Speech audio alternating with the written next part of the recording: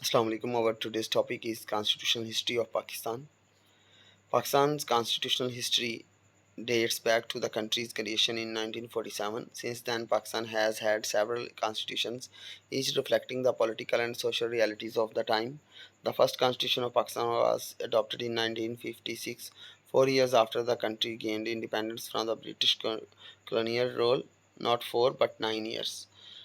This constitution established Pakistan as an Islamic republic and provided for a parliamentary form of government with the prime minister as the head of the government and a president as the ceremonial head of the state. However, this constitution was abrogated in 1958 after 2 years when the military assumed power in a coup by General Ayub Khan.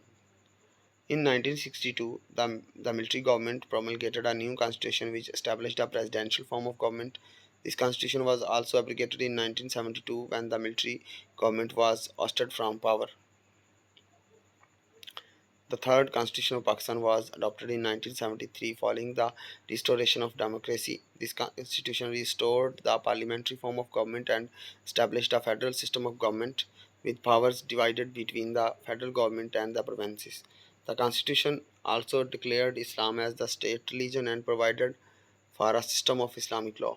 Since 1973, Pakistan has undergone several periods of military rule during which the constitution was either abrogated or suspended. In 2010, the 18th Amendment to the Constitution was adopted, which restored the parliamentary system of government and devolved greater powers to the provinces. In 2018, the current government adopted the not current but previous government adopted the 25th Amendment to the Constitution, which provided for greater representation of the tribal areas in the National Assembly and extended certain constitutional protections to the region.